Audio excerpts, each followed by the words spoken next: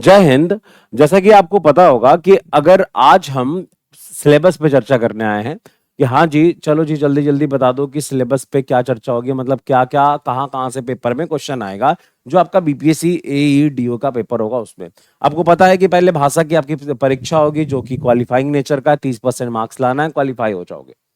100 number की परीक्षा 2 घंटे की। समान अध्ययन की वस्तुनिष्ठ की परीक्षा है 100 नंबर की 2 घंटे। अब समान योग्यता यहाँ पे मैथ्स और रीजनिंग दोनों है 100 नंबर का 2 घंटे, यानी कि 6 घंटे की परीक्षा।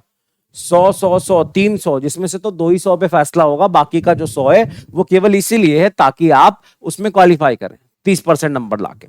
यहाँ 1/3 नेगेटिव मार्किंग भी है। अब पाठ्यक्रम पे चलते हैं। देखिए, सामान्य भाषा में सामान्य अंग्रेजी, सामान्य हिंदी के प्रश्न इस तरह होंगे कि अभ्यर्थी की भाषा संबंधित प्रयोगी समझदारी की जांच की जा सके। मतलब आपको ये देख सके कि आप ठीक से बोल सकते तो है ना, मतलब ठीक से जानकारी आपकी भाषा की तो है ना, मतलब नॉर्मल जो टर्म होता है भाषा की उसकी जानकारी तो आपको है ना।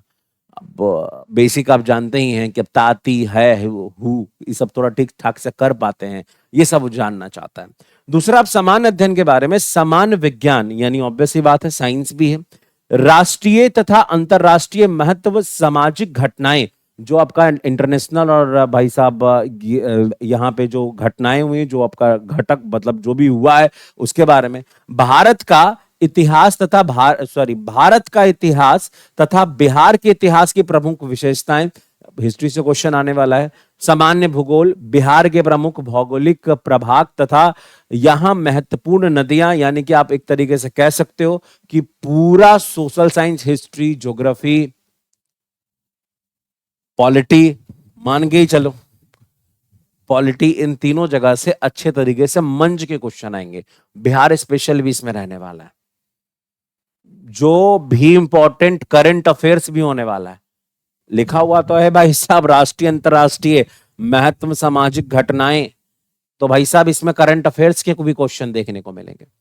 समान योग्यता में जनरल एप्टीट्यूड में अगर आप ध्यान से देखें तो संख्या पद्धति, मैथ का पार्ट है, नंबर सिस्टम, पूर्ण संख्या, अभिलेखन, दशमलव, भिन्न, ये सब मैथ का पार्ट है। लिखता ये सब है, पूछता पूरा मैथ है, अर्थमेटिक पूरा पूछेगा। एडवांस के क्वेश्चन इसमें नहीं रहेंगे। देखिएगा, प्रतिशत, अनुपात, समानुपात, ब्याज, लाभ, हानि, सदृश, समानता, विभिन्नता, स्थान कल्पना, देखिए ये सब जो आप देख रहे हैं ना, दृश्य स्मृति, ये मिरर इमेज एंड ऑल, ये सब ही है। वो गैर शब्द, अंक गणितीय, संख्या श्रृंखला, कूट लेखन, कूट व्याख्या, ये रीजनिंग का टर्म है।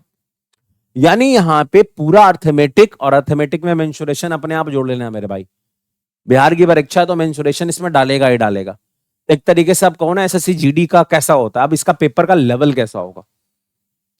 एसएससी जीडी से ऊपर थोड़ा सा अप मानना, एसएससी से अगर मैं कंपेयर करूं, और सीएचएसएल से डाउन मानना।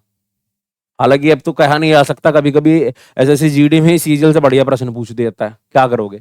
लेकिन फिर भी ये अल्टीमेट मान के चलो कुछ उसी प्रकार का पेपर। अगर आप एक नॉर्मल साबुत एसएससी जीडी का पेपर उठा लीजिए और उसको एक बार दे लीजिए, वहां पे आप कितने प्रश्न सॉल्व कर पा रहे हैं, अगर आपको अपने आप को जांचना है तो कि हाँ भाई कौन कितने पानी में, तो उसके लिए आपको लिए सबसे बेसिक टर्म ही है, आंख बंद करके प्रभु का नाम लेके पट से हेडशॉट, खत्म, टाटा बाय बाय।